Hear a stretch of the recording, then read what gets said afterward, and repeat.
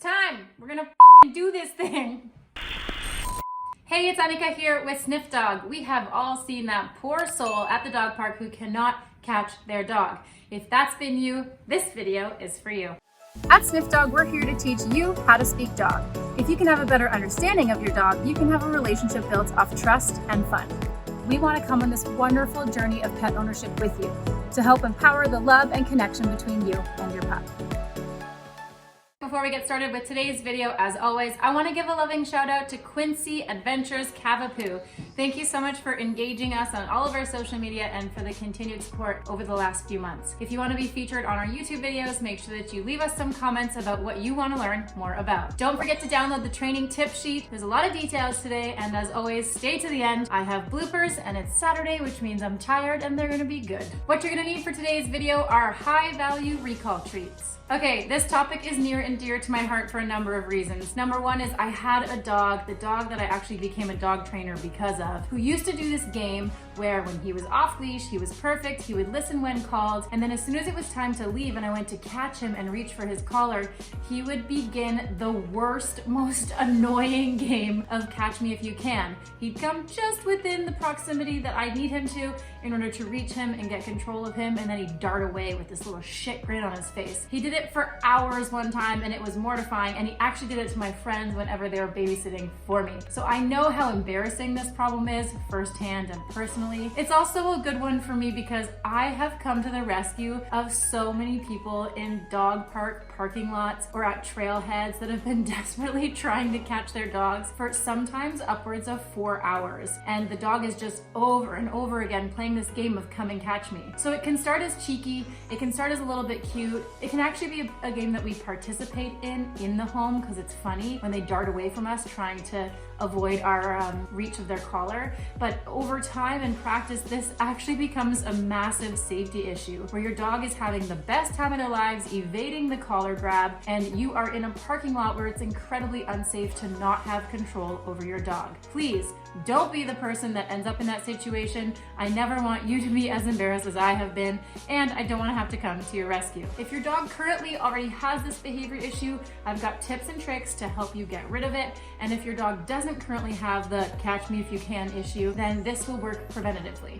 Now, I really want you to understand the problem with this game is that the more you actually play it with them by accident, by continuing to try to catch your dog, the more rewarding it is for them to dart around you and play the game back with you. So if your dog already has this behavior issue where they're avoidant of you reaching for them and catching them, you need to first and foremost stop playing the game. If you can't catch them, ignore them, walk away, sit on a bench. Do not continue the cycle of trying to catch them because they are being rewarded every time you play the game with them. Let's do this thing and get to tip number one, the gotcha collar grab game. Now this game is mainly for puppy owners and people that already have this problem. It's totally preventative to this problem developing in the first place. Most people just expect that your dog should be totally cool with you reaching for their collar whenever you want to. Well, it's a weird string around their neck. It can often be uncomfortable for it to be grabbed at physically. We also use collar grabs a lot to manage our dogs when they're in situations that we don't want them to be in. So for instance, if your dog's going for garbage, we grab their collar and pull back. If we're trying to not let them escape out the front door, we grab their collar and hold them back from whatever's on the other side that they might really want to get to. We also collar grab them when the fun time stops at the dog park or in play dates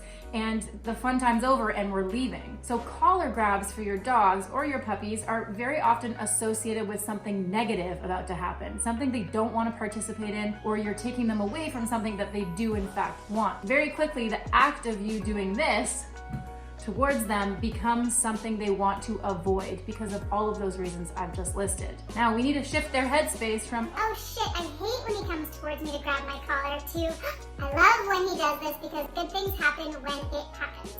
So in order to prevent that negative association of you reaching towards them from developing in the first place from a very young age, including in our puppy classes, I encourage people to play the gotcha game. In this game, you're gonna have a handful of food in your pocket hidden that your dog does not know is there. When they are totally distracted and not paying attention to you, you're gonna completely catch them off guard, in your home 10 times a day. What you're gonna do is walk towards them, say the word gotcha in a happy voice, and then grab them gently at the collar. When you're holding their collar, say yes in a happy tone, and then reach for that treat and give it to them. I don't want the food in your hands until you've said yes, and then you reach for the food. Now the whole point is they're gonna start to say, oh, when the gotcha word happens, then food happens. which allows them to have a positive association of the word gotcha and the action of you grabbing their collar. They start to believe that the collar grab leads to good things like a chunk of cheese. The more that you practice this randomly throughout the day and the more you catch them off guard with it, the more it actually embodies a realistic situation where you're going to catch them off guard and grab their collar to keep them safe from walking across a road or something that's not safe for them to put in their mouth. We don't want this to be over and over 10 times a day in a row. You want it to be as random as possible and catch them in different moods. Catch them when they're calm, catch them when they're hyper, catch them when they're a little bit nippy. And on that note, if they're in a nippy, hyper mood and you catch them, you say gotcha, you grab their collar and they nip at you, it just means that you shouldn't feed that one, first of all. And second, just back off and do it when they're in a little bit more of a calm mood, because often if you catch them off guard, they just turn around and use their mouth. So if they use their mouth,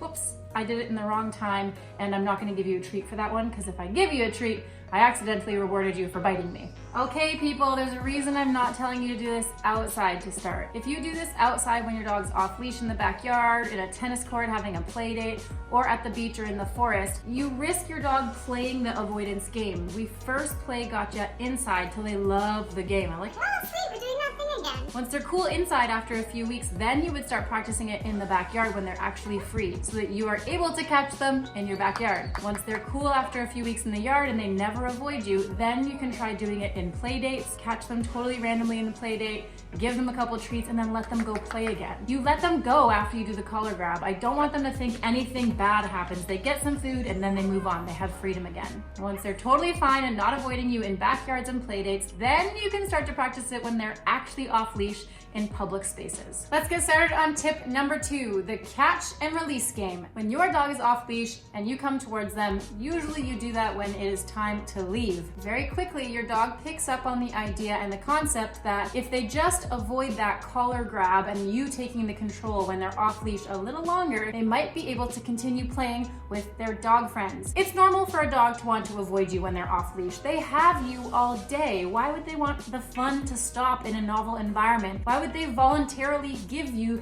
their neck for you to grab, leash them up, and leave? It's in their best interest to try to avoid that as much as possible, and it's a very common trend for teenage dogs. So remember, your dog's not being shitty if they avoid a collar grab, they're just being smart. Now, I want you to be smarter than them. So what I want you to do when you're in these off-leash areas is maybe starting from the beginning of the time that you let them off leash, once every 5 minutes or so, I want you to call them to come to you. When they come, grab their collar, give them 3 really high-value delicious treats, and then let go and tell them to go play again. What you're trying to achieve by that is teaching them when you call them, it doesn't mean we're leaving. When I grab your collar or your harness, it does not mean that I'm about to leash you up. After you do that a few times over, I want you to add another step of, in fact, leashing them up. So after a few reps, maybe 15 minutes into your walk, call them to come, grab their collar, leash them up, give them a bunch of treats when they're on leash, and then right away unclip them and let them go play again. That then tells them just because the leash is going on, that also doesn't mean that it's a good time to avoid and run away, because the leash going on does not always mean we are leaving, and it does not always mean that they're gonna be staying on the leash. We're trying to confuse them. We want them to associate coming when called, having their collar reached for, and being put on leash when they're in an off-leash area with good things, not us leaving the park. The more randomly you play this game, the better. I want them to think coming when called and you putting them on leash is a great thing to have happen, and bonus, they get to play a little longer. Okay, let's get to tip number 3, the recall bait trap. Now this one is particularly designed for people that already have the problem where if you reach for your dog's collar when they're already off leash, they're avoiding you. So tip number 2 might be really hard for you if you already have this problem in the first place. Tip number 3 is to work towards achieving tip number 2. So what you're gonna do is when they're they're in an off-leash area, if you know they're going to avoid the collar grab, call them to come to you. When they come into your space, you are going to say yes, and then toss a handful of food on the ground right in front of your feet. When they're eating that food, you're gonna gently reach for them and touch their collar or their harness while they're eating. So you're distracting them before you do the part that they don't like, which is the collar grab. When they're done eating, you let go and let them go play again. You wanna repeat that as randomly as possible when they're in the off-leash area so that we're desensitizing them to the concept of you reaching. We're reaching while they're eating to avoid the fact that if I reach and then feed, they're gonna avoid the whole thing in the first place. Okay, all the things you should not be doing, things to avoid, would be doing tip number 3 with the food scatter to catch them in your space when there's dogs around. We don't want a bunch of dogs fighting over a bunch of treats on the ground. So you're only going to do tip number 3 if there's no dogs around in the off-leash area you're hanging out in. You're also never going to scare your dog when you do tip number 1 or number 2 with a really hard grab. We want it to be a neutral grab where we're not scaring them because we want them to like us collar grabbing them. Okay, that's it, that's all, that's everything I have for you today. These bloopers are gonna be epic. It's been a long journey to get to this part of recording this video. You're welcome in advance for the giggles. I hope that you have. Also, you're welcome. I hope forever you are never going to be the person that calls me in an emergency that you can't catch your dog and it's been 4 hours on the beach where you've been asking strangers to help you snag your dog. This is all in prevention of that embarrassing moment happening to you in the first place. Okay, thank you so much for watching as always, and don't forget to download the training tip sheet. I made it for you today. Also, you want to make sure that you have subscribed to our YouTube channel. Press the notify button so you find out every week when a new video comes out. Follow us on Instagram. We've got new courses and we've got lots of free training tips and videos that are there that you can't find here on YouTube. Also, make sure that you follow us on Facebook. Share with your friends. We've got so much good shit coming your way. We want everybody to know about it. Leave us some comments about what you want to learn more about. And again, thank you so much for the support with the launch of Sniff Dog. Enjoy the bloopers. They're good. For dogs that already have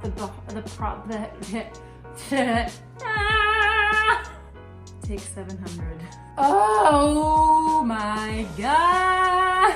Imagine I met my husband through Sniff Dog. Like imagine. I'm just gonna keep dropping in all of the videos that I'm single. I'm gonna end every video with I'm single at the end of every blooper. Oh, f***.